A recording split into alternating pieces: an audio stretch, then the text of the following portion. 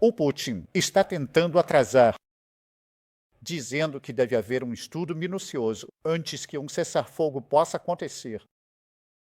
Bom, o mundo precisa de ação, não de um estudo, não de palavras vazias e condições. Então, minha mensagem é muito clara. Mais cedo ou mais tarde, o Putin vai ter que sentar à mesa. Então, este é o momento. Deixem as armas ficarem em silêncio. Que cessem os ataques bárbaros à Ucrânia de uma vez por todas. Parem e concordem com um cessar-fogo agora. E vamos deixar claro por que isso é tão importante. O apetite da Rússia por conflito e caos prejudica nossa segurança. Aqui em casa, no Reino Unido. Isso aumenta o custo de vida.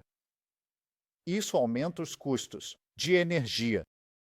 Por isso é muito importante para o Reino Unido. É por isso que agora é o momento de entrar em discussão sobre um mecanismo para gerenciar e monitorar um cessar-fogo completo e concordar com negociações sérias.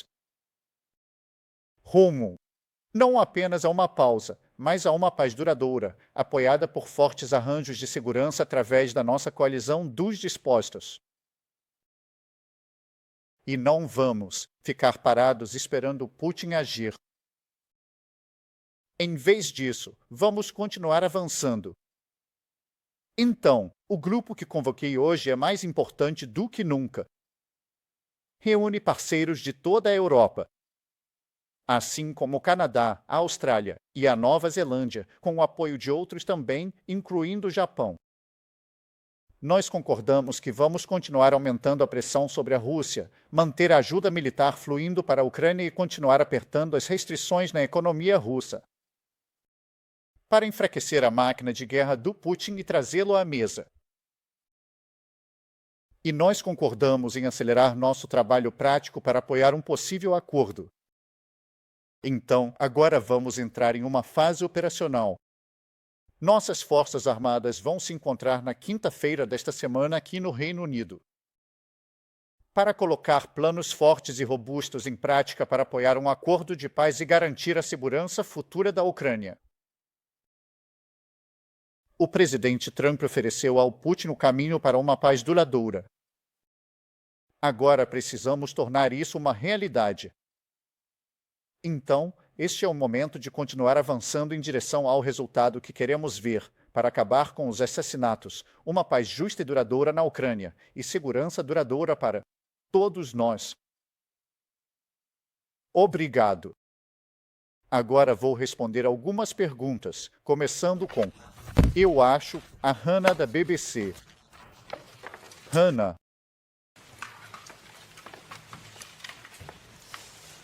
Obrigado, primeiro-ministro.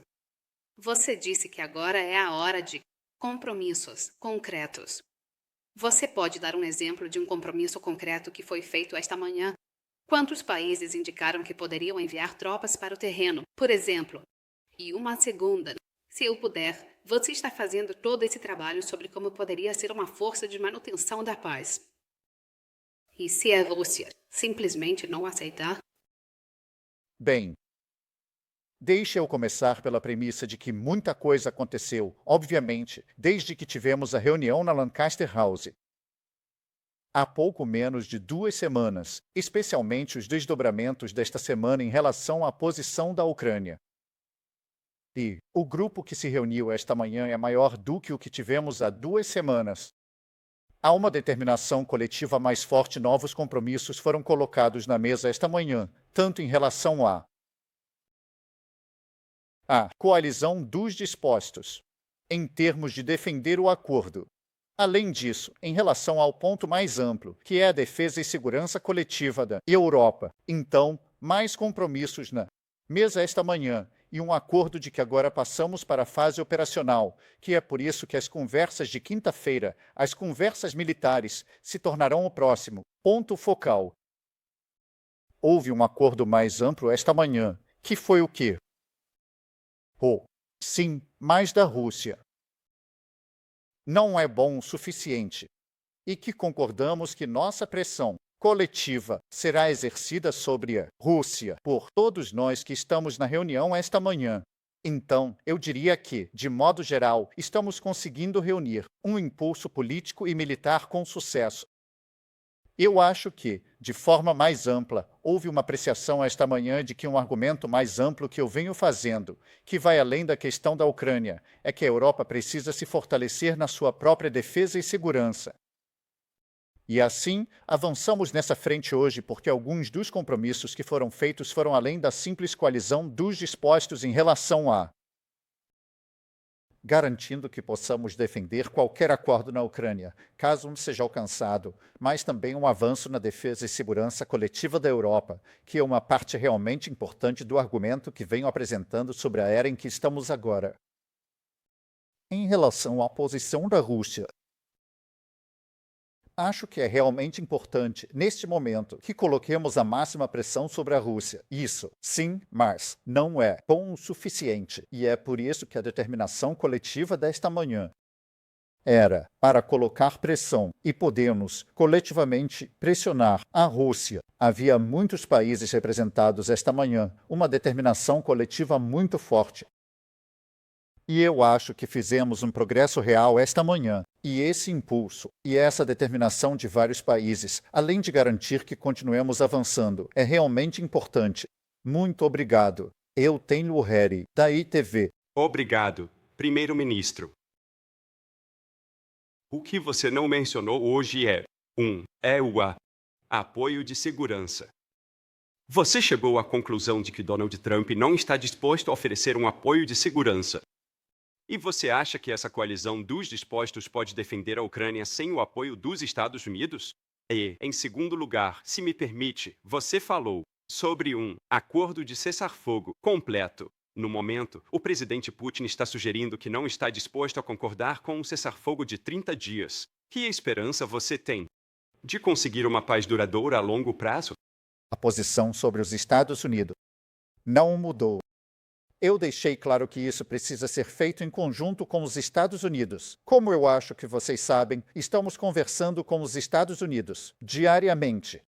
Meu NSA esteve lá ontem, acabou de voltar esta manhã.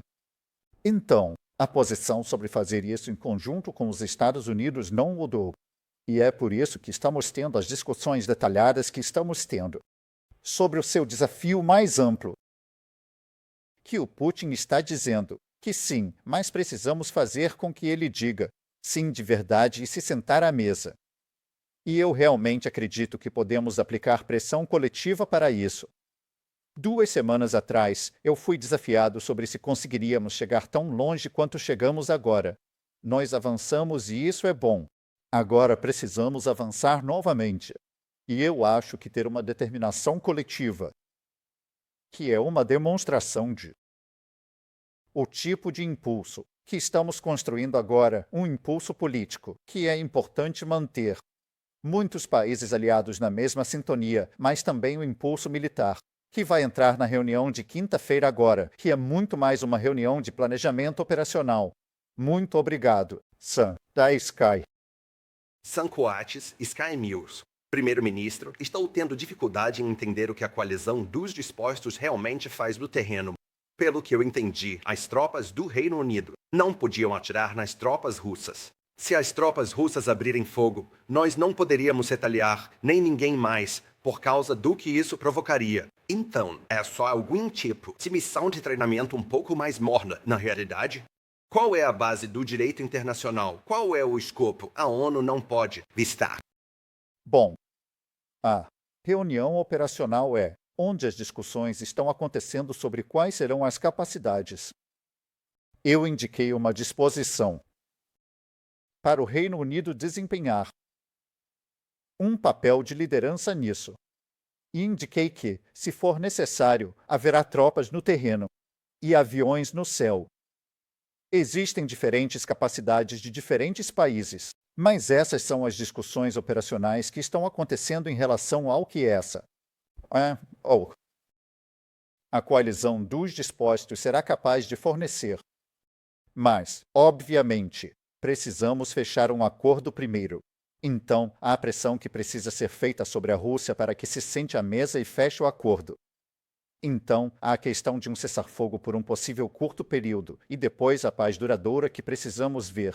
Mas se houver uma paz duradoura, vai precisar haver acordos de segurança. Eu fui claro e firme sobre isso. Porque sabemos pela história, a história recente, que um acordo sem arranjos de segurança não é algo que o Putin respeite. E, portanto, é do nosso interesse garantir que os arranjos de segurança sejam robustos o suficiente para defender o acordo e manter a paz. Caso contrário, vamos repetir a história dos últimos anos, onde o Putin vai ultrapassar a linha novamente. Obrigado. Sobre o 1. O Caroline do The Sunday Times. Primeiro-ministro, o líder russo disse que sua nação precisava de garantias antes de considerar o cessar-fogo de 30 dias. E depois pediu às tropas ucranianas na região de Kursk que se rendessem. Dada a vantagem óbvia que o Putin tem com o atraso, quais são as pressões que você pode usar agora para trazer a Rússia à mesa? Você falou na sua declaração sobre sanções. Você agora está disposto a apreender esses ativos russos congelados? E também, qual é a sua mensagem para o presidente Trump sobre a urgência da situação agora que ele deve fazer parte da coalizão para levar o Putin à mesa? Eu acho que há 2 pontos de pressão. O primeiro é mais capacidade militar para a Ucrânia. E novos compromissos foram colocados na mesa esta manhã a esse respeito. Então, esse grupo está avançando nisso. Essas são capacidades militares de curto prazo e capacidades militares de longo prazo, porque também vemos a Ucrânia desempenhando seu próprio papel em qualquer arranjo de segurança, o que é muito importante. Em termos das sanções, sim, queremos endurecer ainda mais as sanções e discutimos esta manhã até onde podemos ir, incluindo a questão dos ativos congelados. Essa é uma pergunta complicada, como acho que todo mundo percebe. Então, discutimos sanções adicionais que não têm nada a ver com os ativos, que vamos levar adiante como resultado da discussão desta manhã, mas também uma discussão contínua sobre o que mais pode ser feito em relação aos próprios ativos. Obrigado. Mickey, do Sunday Mirror.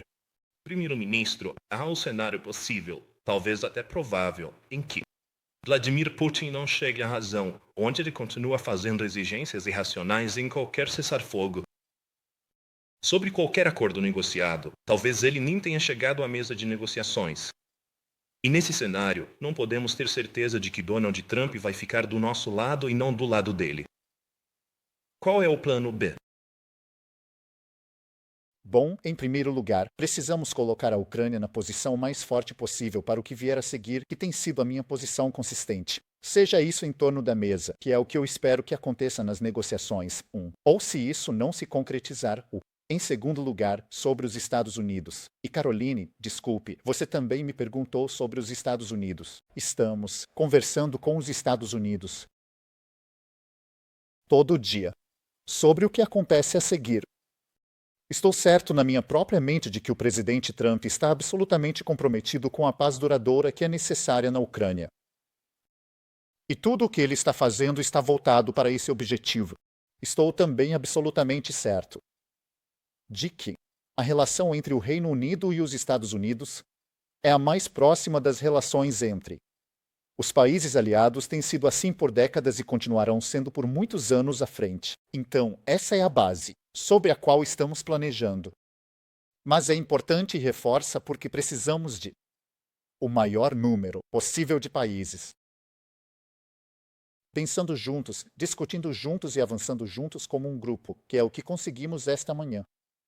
Muito obrigado. Eu tenho o dando político.